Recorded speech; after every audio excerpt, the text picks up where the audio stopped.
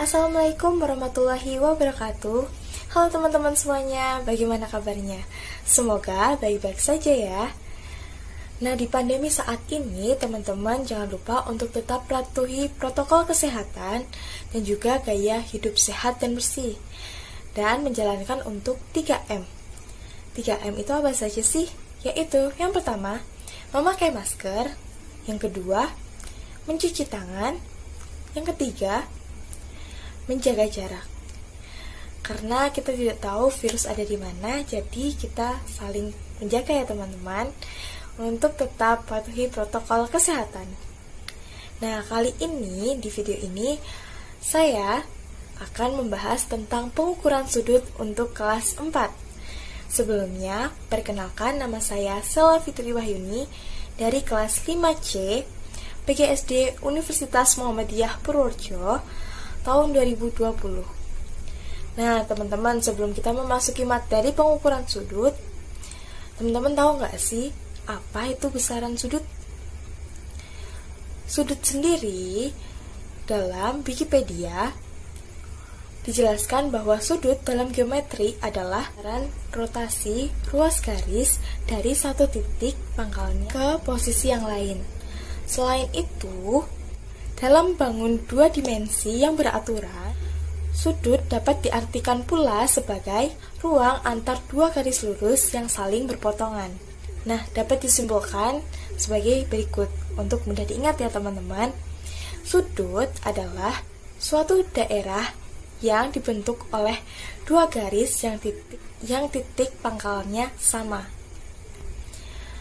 Nah, sebelum kita memasuki untuk cara pengukuran sudut, teman-teman juga harus ingat ada alat pengukur sudutnya, yaitu busur derajat. Nah, busur derajat itu seperti ini. Nah, teman-teman juga disiapkan ya untuk materi selanjutnya. Bagaimana sih cara-cara pengukuran sudutnya? Nah, cara-cara pengukuran sudutnya, yang pertama kalian harus menyiapkan dulu sudut yang akan diukur, dan yang kedua adalah busur derajat. Nah, setelah itu letakkan titik tengah busur derajat pada titik tengah besaran sudut. Setelah itu, garis kaki sudut himpitkan pada garis 0 derajat. Nah, kaki yang satunya akan menunjukkan besaran derajat sudut yang akan dihitung. Nah, misalnya seperti ini. Jadi, ketika kakinya berhimpitan pada 0 derajat, kaki yang lain akan menunjukkan besaran sudut derajat.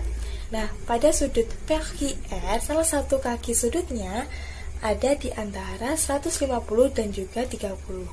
Nah, kita ambil yang 30 derajat teman-teman, karena kita menghitung dari angka 0. Nah, jadi ketika kita mengambil dari angka 0, kita akan ke angka 10, 20, dan juga 30. Artinya, besar sudut PQR yaitu adalah 30 derajat. Nah, setelah itu kita akan melihat contoh yang kedua, yaitu pada sudut ABC.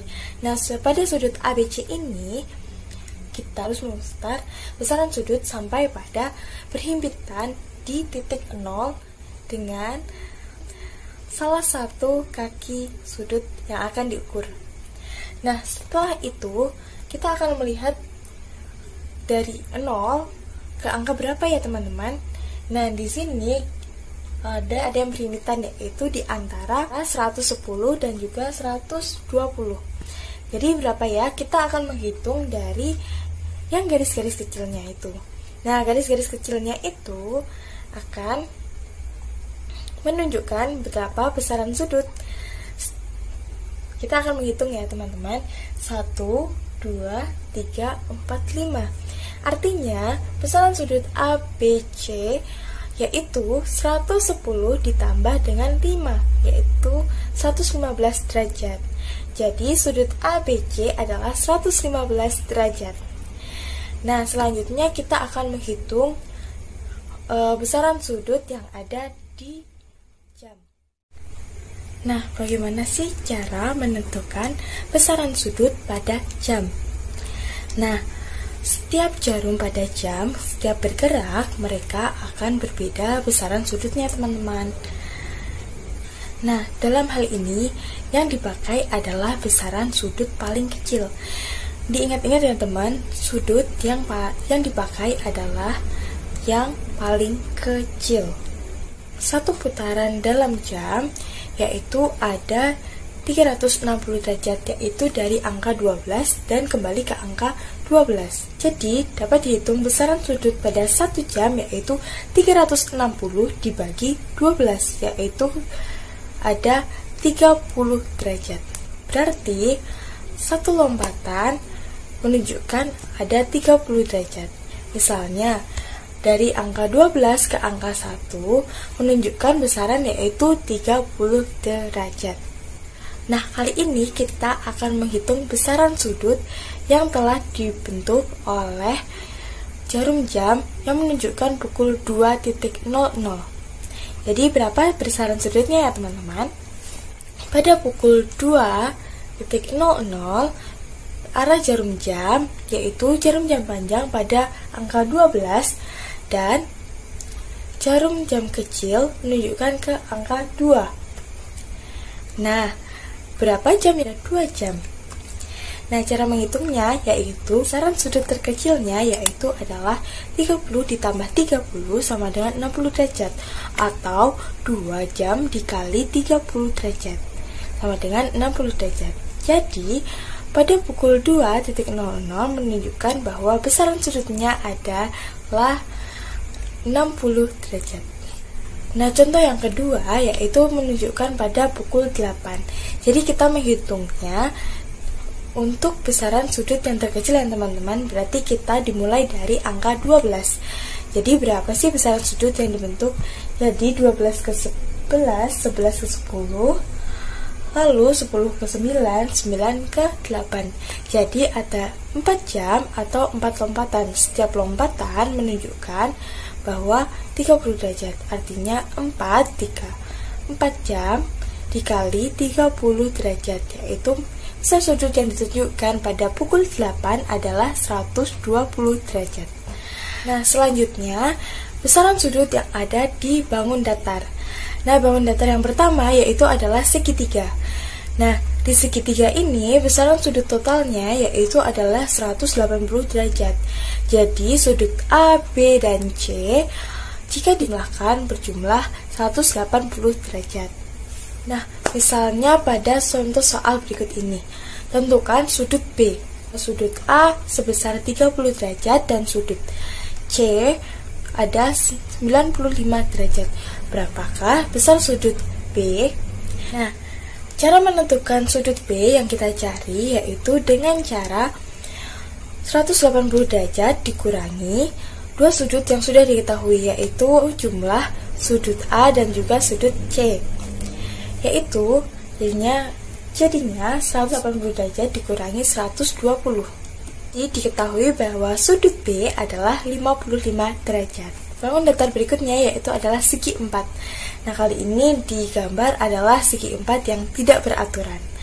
Nah, di segi 4 ini sudut A, B, C, D berjumlah 360 derajat. Nah, perhatikan contoh soal yang berikut ini. Tentukan besaran sudut yang belum diketahui. Nah, di sini diketahui bahwa sudut B 90 derajat karena dia adalah siku-siku. Terdapat lambangnya ya teman-teman, lambang siku-siku.